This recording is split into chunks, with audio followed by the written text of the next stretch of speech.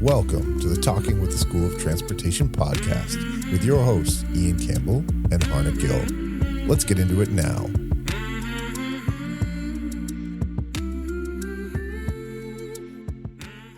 Welcome back to the Talking with the School of Transportation podcast presented by Centennial College. My name's Ian Campbell, and as always, I'm here with Harnek and Ian. Hello, Ian. Today we are joined by Alister Lopes, another repeat offender. Yeah. I'm back. You guys couldn't keep me away. Alister Lopes. I'm back. So, how you feeling? Good. Can't complain. You got to get closer to the mic. Sorry. How's that? Thank you. Yeah, I'm back. It's second time on. It's an honor. I had a lot of fun the first time. So I'm happy to be here again. Maybe shed some knowledge on the listeners out there. Yeah, I think we're going to be talking about service information today. This is a request from Harnek. This is because I've had a lot of students struggle with understanding service information, how to navigate through service information. And I feel like it's something that people will get a little bit of value under, with us discussing it and, playing with service info and getting it. Because it's anywhere through the industry. It doesn't matter what you're working on, whether it's a Ferrari or a Honda Civic, which is basically the same thing. I think you can go even outside the trade, whether it's a light switch that you're wiring in. It's everywhere. Absolutely. Yeah. I think to start, why don't we kind of break down what service information might even be? What does that, because we throw that term around a ton at the college, but what does that mean generically? So, number one, specifications on whatever you're working on. Engines, transmissions, AC. If you need to know how the system works, there's specs, there's charts, there's data to be able to reference what this car, this vehicle or truck or whatever it is supposed to be doing. And I think students have a hard time with looking at specs and understanding that specs are there for a reason. So yeah, it's just a bunch of information that's on there. But once they can understand that that's useful information, I think that's a big battle. Okay, so for me, I think it's actually kind of interesting. I've seen something a little different. I find a lot of students can pull up the specs, they get the specs, and then I say, okay, well, how do you measure that? And then they're like, it's 8.5 millimeters. I'm like, okay, but where are we finding that? And for me, a big part of it is reading through the actual procedures and being able to determine whether I need to look at a procedure. Do I need to look at description and operation? Sometimes removal and installation as well. So there's like so many different aspects to it. And I think that's where it gets confusing for some folks. Yeah, no, I hear you. So like understanding what the specs are. What does that number mean? How are you supposed to check it? Where do you check it to get that number? So yeah, I'm on the same page with you. That's good. And I think it's more than that too. It's not just a spec though. It's like a lot of people think of their owner's manual as the service information. Like when you're first an apprentice, it's like, oh, the owner's manual is going to have it all. Well, it does not. No.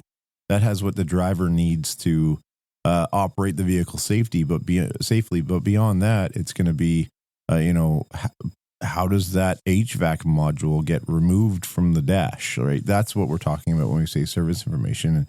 The three of us actually worked at Chrysler, so I'm going to give props to Chrysler for their service information, their service library. For the most part, it is pretty easy to navigate. Mm-hmm.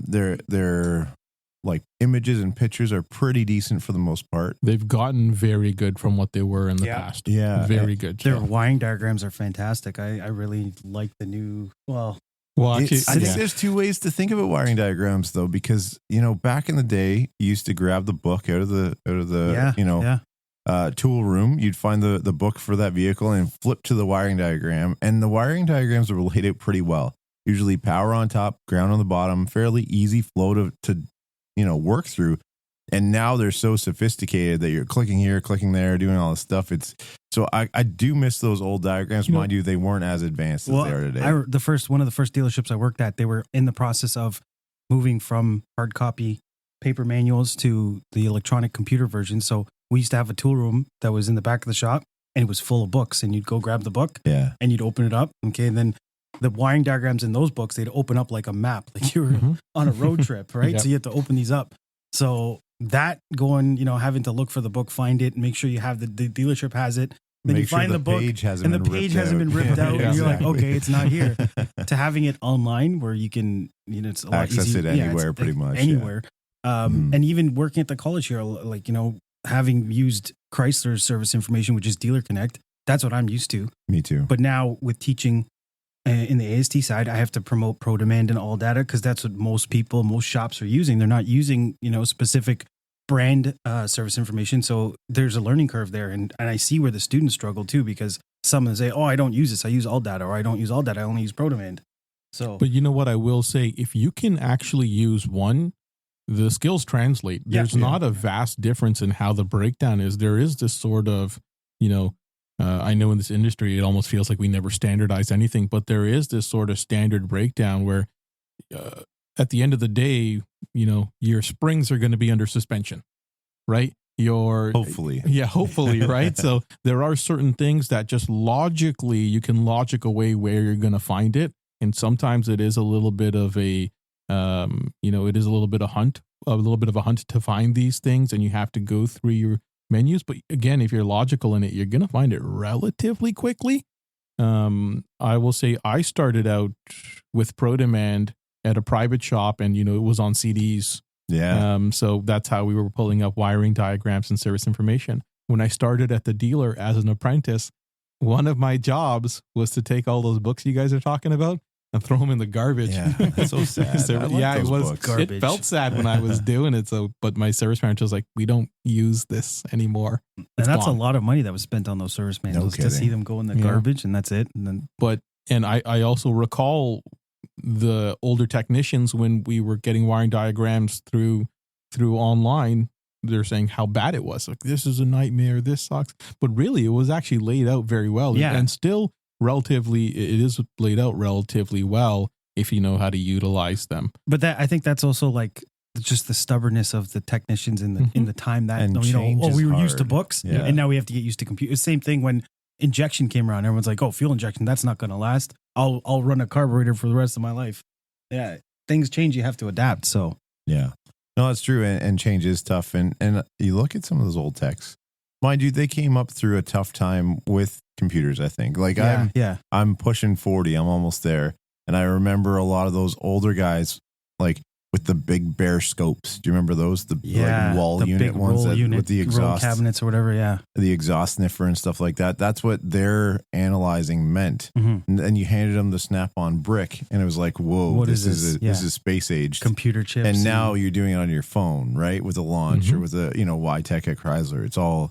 So I feel like the advancement went really fast for them. And I was on the tail end of that. So I caught on with technology, and I like technology, so that was a good thing. But if you weren't on that page, it can be tough. You're going to get left behind real quick. Mm-hmm.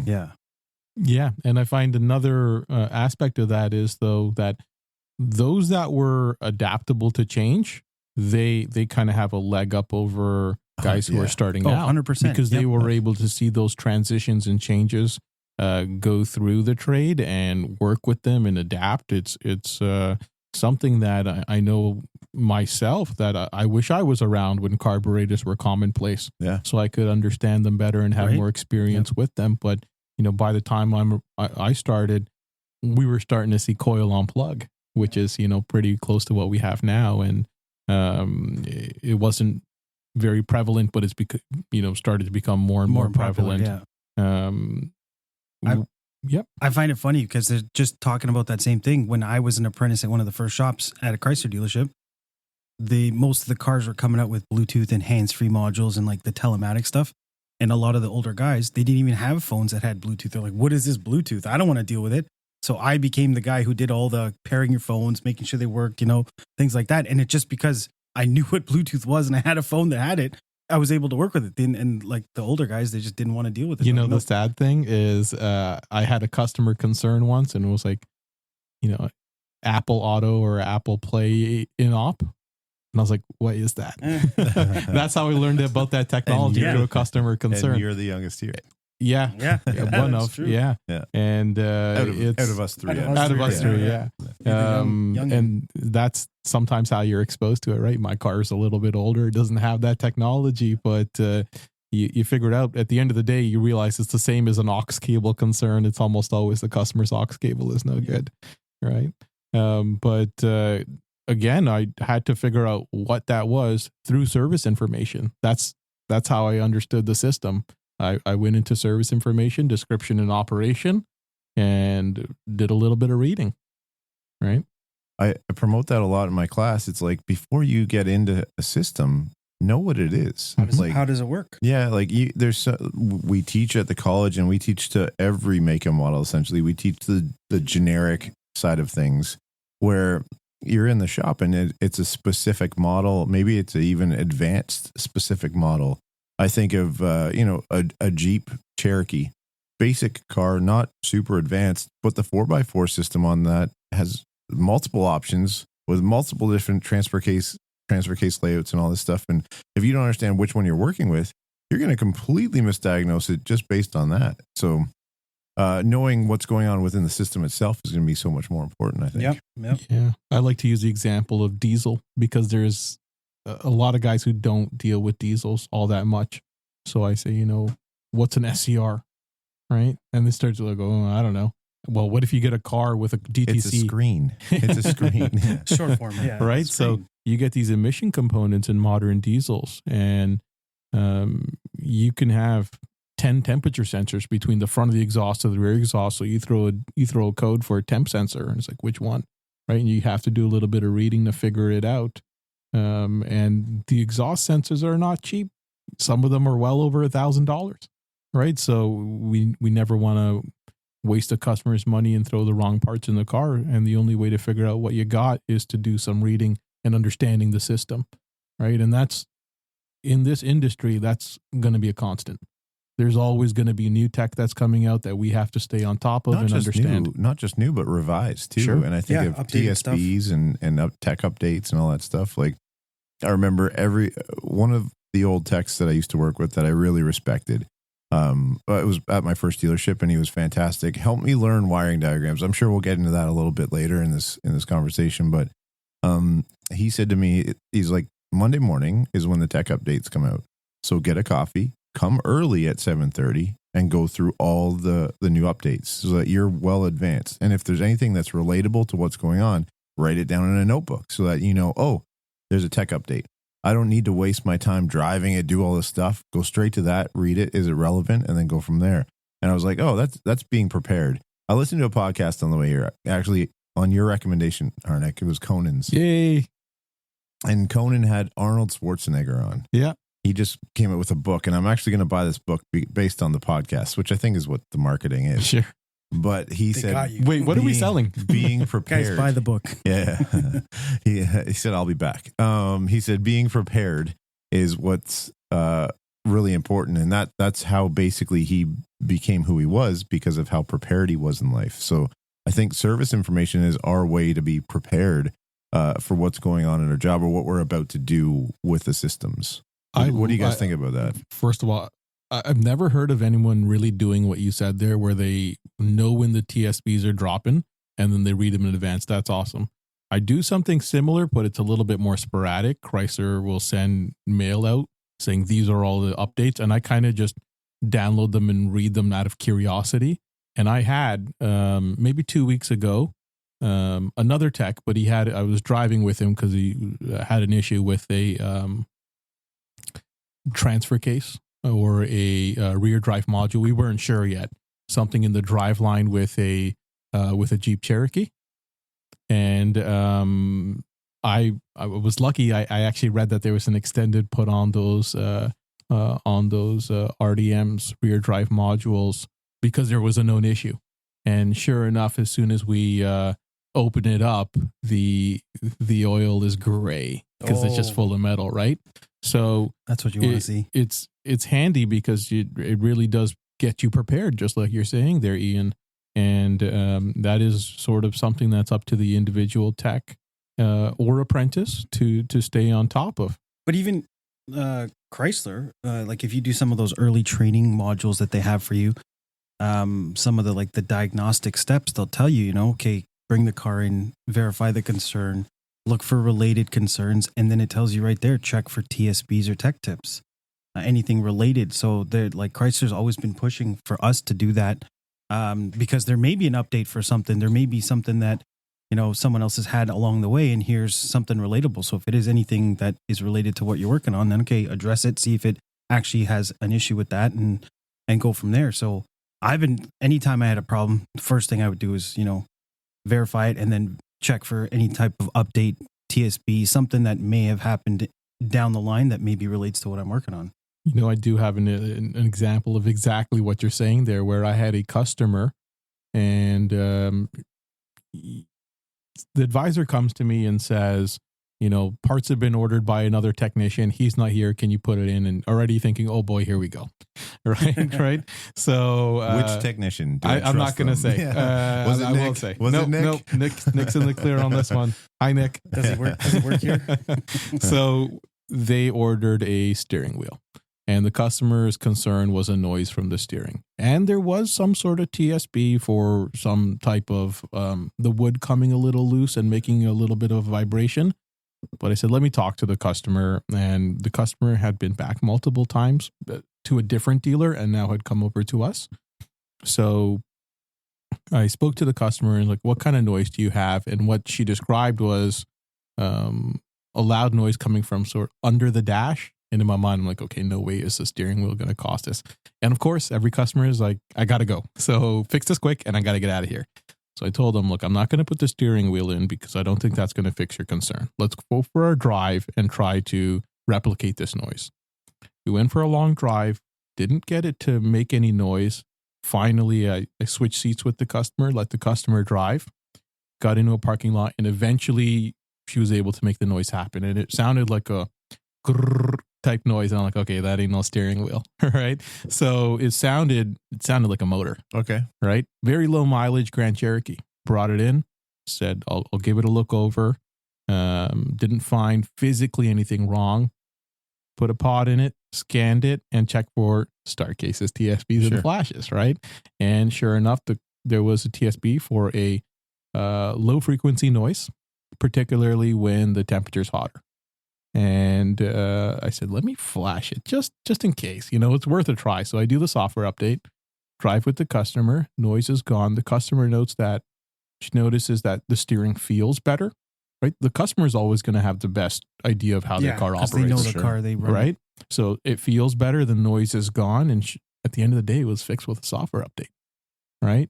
And how did parts take that steering wheel back? There was some other reason that the steering wheel needed to the piece was actually coming off a little bit, but I had them rebook when the other guy was back to put his steering wheel in. You fix it now, not me. Yeah. There was one, and this is going back quite a few years ago, but the Wranglers, and they came with a 6-speed, and the 6-speed manual, there was a problem where it would pop out of gear in 6th when you're cruising. And for the early portion of those problems, they were throwing trainees at them, putting a whole transmission in because they dropped the transmission. Oh, it must be something in the transmission, synchro mesh, blah, blah, blah. And then shortly after, there was a TSB, don't change the transmission. It's the rubber mount or the boot that sits on top of the shifter. It's putting pressure on the shifter. And when you accelerate and flex and, the engine mounts, move or whatever, there's movement in the driveline, it pops out of gear. And the fix was change the boot, not the transmission. That's a pretty extensive case, of not checking service bolt and TSBs, because I'm sure Chrysler would be first to be like, we're not paying for that. Yeah. For sure. Yeah. So TSBs, star cases, I guess star cases are it's a Chrysler term thing, but that's, the tech updates or whatever it might be for tech tips from the manufacturer. And I do believe ProDemand and All Data do receive those as well. Yeah. So, yeah. I don't know how often, but that's true. Or how quickly they get it. If it just came out, is it going to take a couple months? Who knows? But this is the other thing too. Sometimes you'll search for an issue and it's 48 TSBs. You're like, okay, I'm not going to read through 48 TSBs. I need to isolate something a little bit more specific. Either put in a better keyword or try to actually do some testing and see if I can PCM go somewhere. Is probably not the best keyword. Now, exactly. With TSB, I've also had students confuse the TSBs with common fixes. So Identifix will have one where this is your code and 90% of the population have done this to fix the code.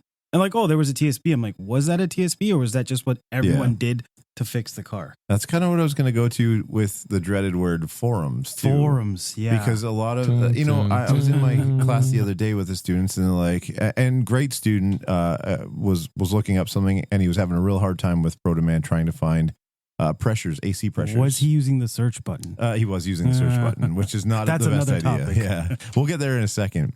And he's like, "Oh, I just went to Google," and I was like, "Okay, but Google, that's a good quick reference, but it's not truth." And he's like, "Well, but you," and I'm like, "You can get a lot of information off Google and forums." And to be honest, when I was deep into some vehicles and pulling my hair out with some stuff, Sure. I would search through forums just to get a thought process, or be like, "Oh, maybe I'll check that." And I don't think that's a bad thing. One thing I tell all the students, though, is use discernment. And that's a word that's not around too much right now. But discernment means, let's sift through the BS and find what's truthful in these, and find something that's going to work. And it may not be the solution, but it may set you on a different track. So I don't suggest forums right off the bat, but sometimes they're not a bad thing. No, as a last resort, or like you said, just to get a different perspective on something, for sure. But at the same time, you still have to look at this forum and see what everyone's talking about and say, okay, that's the same car, different engine, different transmission. So it's probably not going to apply, or it does apply because it's the exact same thing I'm talking about, which is the same as if you were looking at a TSB or a service bulletin, where it's going to say, does the car have this engine, this whatever, and are these the symptoms that you're experiencing? I love the forums for what you guys are saying, but it's also great entertainment at times. Yeah. I've seen forums where guys are arguing about why water is coming out of the exhaust and how there's all sorts of stuff wrong with the engine. It is amazing. But, truthfully, though, as you guys are saying, it'll sometimes jog my memory or my brain to think in a certain way and say, oh, you know what? I need to take a look at this aspect of the vehicle, or shift my approach a little bit, or just, okay, let me also look at this one other aspect, right? Or whatever it may be. But, you can't rely on them, because someone else, another tech, said this to me. He's like, I don't know any licensed technician who's working in the trade and then in his spare time is 100% posting on the forums. By the way, you guys, know what? There are some very smart people, but it's usually in a very niche aspect. Where it's like, oh, they're Austin Mini technicians that own 3 of them, and it's their favorite thing, and they change gear ratios and do all this stuff. That's a very niche thing, and I think that's their hobby. They love it. A specific group online that's all. But just what's wrong with my 1999 Grand Am? I'm pretty sure a tech isn't going, oh, let me help you with that right now. So really use discernment with those forums. And the forums are great for if there was, millions of that car or hundreds of thousands of that cars sold, right? There's more likely you're going to find information. Common interests or common faults and that stuff. And I will say, you've probably worked with them too. And if you're listening, you may work with them. There's those technicians that are like, oh, this is common, I'm calling it and putting it in. I would challenge anybody, just diagnose the vehicle, right? Let's be smart here, I mean, certain things at the dealership, you get cars but you know that's what's wrong. You got an EGR code on a car, on a Chrysler, it's an EGR valve. 100%, 99% of the time, it's an EGR valve. It went from 100% to 99%. 100%, 80% of the time. But it always was. And even when it wasn't an EGR valve, or it came from another shop, they put an aftermarket EGR valve on it. And then I had to put a Chrysler one on, and it fixed it. But at the dealership, there's a lot of commonalities, but you might not see that at other shops. That's also experience, though. Yeah. And I was talking to somebody today about experience, and you may know and understand the theory of things very well, but sometimes there's those weird one-offs, and you're like, wait a minute, and that's where experience kicks in and say, hey, I'm not going to call this time because that code looks a little funky, or what else is going on with the vehicle? It's running really weird. I don't know if that's the total issue. Yeah. I call that my spidey sense. My spidey sense goes off and it's like, something isn't right. Spidey sense. Yeah, it is. It is a sort of, right? It's our technician version of our spidey sense. And it's like, whoa, hold on a second. This is not the norm. I can just feel something is off. So we need to, look a little bit further, or don't just order the part, do some of that diag thing Ian keeps talking about. The thing we're supposed to get paid to do. Yeah. That's another part, and I'm sure manufacturers would chime in about that with the diag portion of everything, and if it's warranty, are you getting paid diag? And that's a tough spot for a lot of apprentices, because they might have to spend an hour and a half properly checking things, and we had Madison on, Mhm. and she works at Nissan, and she was mentioning that she went flat rate, a level 2 technician or level 2 apprentice that went flat rate pretty early in her apprenticeship, and she's able to handle that and do it well. But I was talking with her, and I'm like, I really struggle with apprentices being flat rate because you lose that worry of making hours when you're given a hard job. So I was a flat rate apprentice, and it kind of depends on the individual and where you are. For me, my priority the service manager, right? Like you have to have a manager that's going to look after you too and say, hey, I want you to work on this. We'll cover you, but like, because how are you I gonna didn't learn? have that. we all know what it could be, right? Depending on what shop, they're going to say, well, we'll put you flat rate, and we're going to give you what we want you to work on. Yeah. Which means you're not learning, you're just doing what they're doing, and they're saving a bunch of money because they're not paying you enough to do what you're supposed to. Now that was more so my experience, but I will say that like for me, it was always about being able to fix the car and kind of just building my skills and reputation as an apprentice more so than it was about making the money, because I knew once I build up my skills, then the money will come, right? And then you're more proficient and you kind of have a little bit more control over things once you have that credibility behind, I know I can fix cars. But I've seen where apprentices kind of become discouraged. Yeah, they become a little discouraged once they're flat rate because it's a lot. It's tough. I think technicians too. Like I look at myself. The reason why I'm here was because I was kind of frustrated at the shop. They were having a hard time finding good technicians to work that could do a lot of the difficult jobs, and I was making straight time. Straight time for me wasn't adequate. Like I needed to make time and a half plus, to make what I thought I was worth at the shop. And they're like, oh, we need you to fix this car. Well, I'm not going to be getting paid well enough to do that. Yep. So, but they need someone like that. So they keep relying on you. Exactly. And they keep pushing you to do all the diag. And then even technicians get kind of weary because they're like, I'd love a brake job just to make some hours right now or make some time on. And but I loved fixing the hard cars. So I was at this this tough spot trying to go like, oh, I want to take that on because I like the challenge, but then I also want to get compensated. So I think apprentices, no matter what they're in, need to have that kind of mindset that Harnek mentioned there, where it's like, hey, I don't care about the money as much. Hopefully, eventually some people, life circumstances, you need to make money, and I get that. But if you have a chance where you can sit back and learn a bit, maybe take a little bit of a cut on that job, but learn how it works. Man, later on in life, that experience will push you and make you a lot more money. And bringing that back to service information, just today I was telling my students, you can spend more time. Look, you're not good with service. Everyone uses the search function and it wastes their time. They think it's faster, but I say struggle now with your service manual. So down the road, you're faster and better with it, because just like anything else, whether it's doing a brake job, rebuilding an engine, the first time around isn't the fastest you're going to do it. You'll get better and better the more experience you have. So get comfortable, especially right now while you're in school. Exactly. Right? So get comfortable using service manual. Search around in it too. Don't just look at one thing. Like look at why is this here? Okay, well, make a mental note saying, oh, it's in re and re where I found my spec. Like that's a weird spot to put it, but that's just the way it is. So maybe keep one that thing in mind. that used to be very common is your cert belt would be located in their cooling systems. Yep. Right. And I used to work a parts counter way when I was just in high school, and it just made a lot of sense at that time, and I didn't really think about it that much. But why is a serpentine belt under cooling systems? Because it runs the water pump, right? And you'd think you'd find it on engines. But going back to, I said I really enjoyed or I like Chrysler's wiring diagrams. I guess that's because I had a lot of practice with knowing, okay, I got to look up this part. So I know with Chrysler, they're going to put it under here. Yeah. So click on it quick. There it is. Find the diagram and I'm off to the races. Mm-hmm. But yeah, I can see, it's having that opportunity to search around and look around and see where they put things. Why did they put it here? Why did they put it there? Sometimes there's no rhyme or reason. They just want to put it in somewhere different just to make our lives difficult. But no, they would never. It's like engineers. But I did want to mention, so TSBs, right? So TSBs, technical service bulletins. I always wondered, this is way back early in the trade, like, okay, how did they come up with TSBs? And I knew it was like, common problems that eventually happened. And it was probably, I can't remember what this was. This was probably 2011, 2010. I was working on a car, and that vehicle that I was working on, it was a problem car.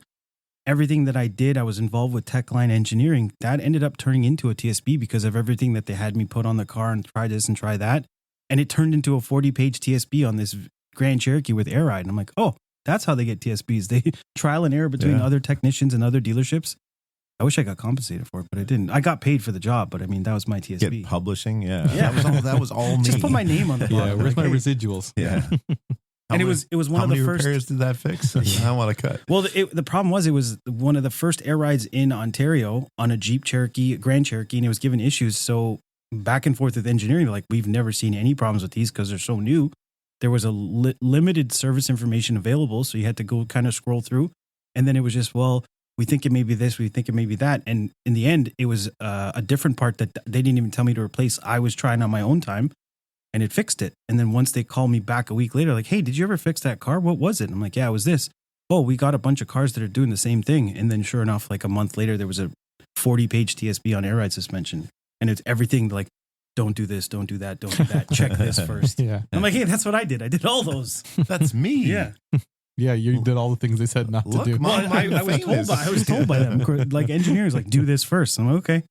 And it wasn't it. So, and then I guess they can figure they'll save a whole bunch of money if every vehicle, they don't do the same thing that we did. 100%. That's what that TSB is for. So, and I think students need, and I would challenge them to kind of take that role that that mentor did to me a long time ago. And it was, look at the TSBs, like make a schedule time and say, what's new? Look at new TSBs, see if there's anything out there that's kind of published or whatever. And, maybe it's that Monday morning before you get into the workflow, grab a coffee, sit down at your computer and read it. Now you can do it at home though. So you can do it before you go to work. Mm-hmm. So just put yourself in a position to succeed, and I think that Arnold Schwarzenegger preparation, prepare yourself. Like put yourself ready. And I there's a quote I say to the students. It's, success is the result of preparation, hard work, and failure. And that preparation part is so huge. The hard work is just kind of self-explanatory, which is, it's kind of unseen lately. Like we see a lot of students that do well, but we see a lot of students that don't know what that hard work is anymore. And I would challenge students to push yourself as much as you can. Put in that effort. And then that failure too. As an apprentice, don't be afraid, to put yourself on the line a little bit, because that's where you're really going to learn. So, as long as you have the right people around you for that, that can help. I think the failure part is hard because apprentices are always under pressure. Oh, if I order the wrong part and it doesn't fix it, my boss is going to yell at me. Or if I order the wrong part or I do something, I break something, then there's always that pressure of like, oh, it's your fault. You're an apprentice. And then what, am I going to lose my job? So the failure part's tough. important. It is important. That's where I've failed lots of times working on cars. That's where you gain That's the not most the right way to do it. Okay. Yeah, I know for the next time. I don't know what you guys are talking about. that air ride. You mean? Oh yeah, that's the one I was talking about. Don't change an engine for air ride. That has nothing to do with it, guys. Yeah. I changed the air compressor. That was the AC compressor. Oh, that's what it was. I think that's a valid point, and so make yourself put yourself in the best position to succeed with service information, with work ethic and all that stuff. So I have a question for you guys. How did you, as an apprentice, if you remember this, work through wiring diagrams? Because I'll preface this by saying, when I was licensed at the time, and I'd look at a wiring diagram and be like, oh, and see wires everywhere, and I didn't look at any flow. You know what I mean? I just kind of like looked at components, was like, oh, there's this, and then wires go everywhere, and I didn't follow it. So then I was talking about that mentor that I had kind of walked me through wiring diagrams, and every time I had one out, I'd walk over to them and be like, is this doing this? And like, is this doing this? And it was a really good just like check up with an accountability guy saying, yeah, you're on the right track. Like, this does do this. And then I'd challenge him and be like, are you sure? Like, this is a component that's new, like what's going on here? And we kind of worked through it together. So how did you guys navigate wiring diagrams, and what really helped you understand what's happening within them? So I think I've answered this question before on a different podcast, but I'm going to let Alister tackle it first, and then I'll say my part. So majority of my background's Chrysler. That's where I started off, and that's where I pretty much left to come teach at the college. And Chrysler was really good at kind of keeping everything from top to bottom. So top is your power, grounds are your bottom. So you can kind of flow through it that way. And whatever it was, an injector, a coil, a sensor, when you look at that diagram, there's a ton of information that's on there, but maybe not all of it is relevant to what you're looking for. So I found the best thing for me was break it down. If I had to, just isolate the components that I'm working with that are in that diagram. And as complex as it was, 30 or 40 wires and connectors in this, okay, I'm looking at this component right here. It's got a bunch of controls and it's going to go into here, this module. Okay, so I know that's how it's controlled. That's how it's operated.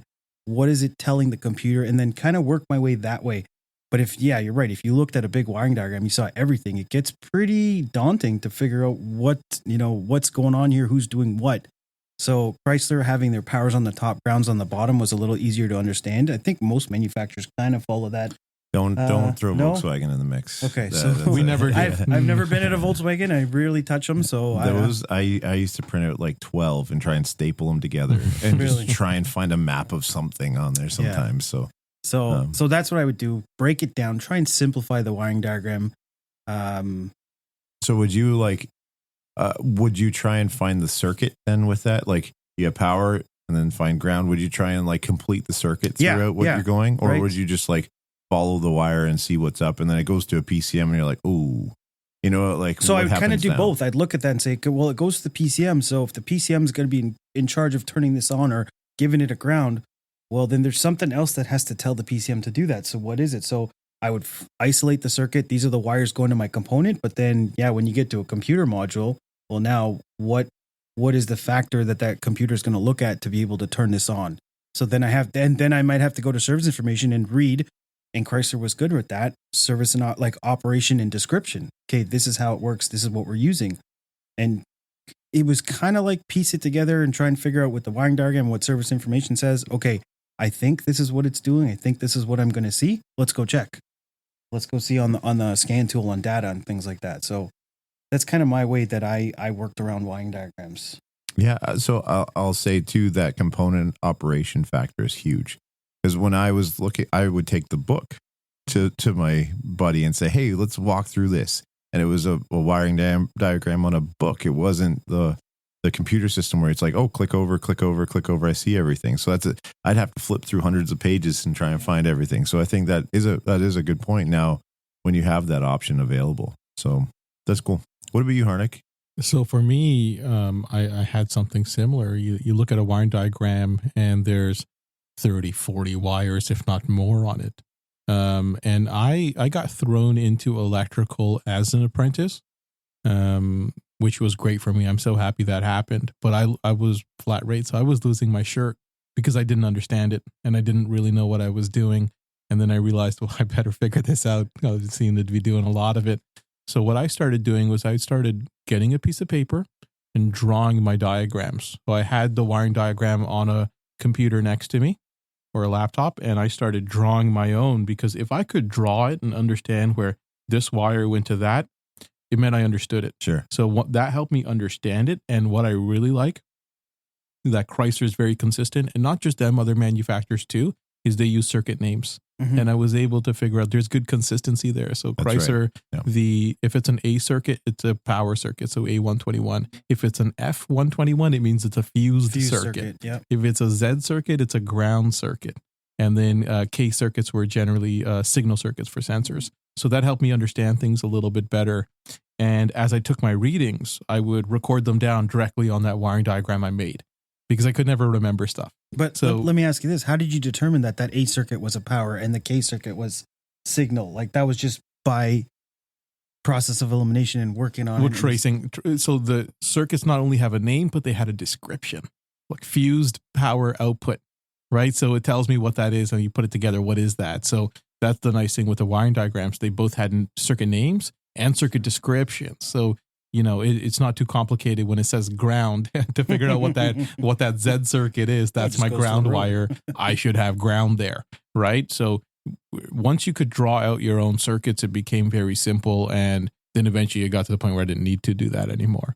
But still recording your readings, and even when you have intermediate connectors, right? So if I had 0.2 ohms on one side of an intermediate connector, I'd draw that in, and I'd even draw in the intermediate connector to help me understand it and to do my notes later. Yeah. Well, because that's how you get paid. That's the most That was important a big part. thing, right? Yeah. Writing those stories for warranty. You don't have them documented. Yeah, with pins and circuit numbers and all that stuff. All of that attached stuff makes I it always so put good. in. Yeah. Because that was, I don't know if you guys had this, but we would get docked. Yep. And be like, well, this didn't get paid. This didn't get paid. Sign this. You lost 14 hours to pay. 14 hours. Oh, Yikes. yeah. So Wow. I got real good at that. Okay. Yeah. Fool me once. Kind of thing, right? Exactly. Yeah. I won't do it once, but not going to happen again. Yeah. And, just as you became better and better with it, and like I said earlier, it's just about practice, and you got to keep doing it. You got to keep doing it. Don't shy away. Don't shy away from this stuff because it's so important, and it's only becoming more and more common for us to deal with electricals, wiring diagrams, and where do you get all this? You get it in service information. Yep. So you got to be able to navigate that service information. The funny thing is, when you talk to students, I'm not good with electrical. I don't do electrical. I do everything else but electrical. Electrical's my tough one. I can't think of a system that doesn't have some type of electronics built into it. And in this day and age, you got to know it. You got to be able to figure that out. So you have to take the time to, like you said, service information, operation procedures, looking at wiring diagrams, just figure, you got to kind of simplify so you can figure it out. And even if we switch gears, service information for something as simple as changing an engine oil pump for Chrysler. Okay. I had an apprentice who had an issue with a fleet vehicle that came in, and I won't say what fleet it was. Okay. They changed the engine on the car. After that, it threw an oil pump code. And then he got it. He looked at it, dropped the pan, said, "Oh, maybe it's a bad oil pump. Put an oil pump in it." I don't think he did any diag. Okay, and then that was his diag. He looked at the code. So then he's like, "Oh, I got the code again." So he drops the pan, and you know that gray silicone is messy, man. So he's dropped like it the again. Tin Man after, and I look at it for 2 seconds, and I go, "Read your service information," and I walk away. And then he's like, "I did read the service information." I'm like, "Show me." So he goes and he pulls it up, and I go, "Look at your service information again." And there's a picture in step 1 of your pickup tube, which does not come with the oil pump.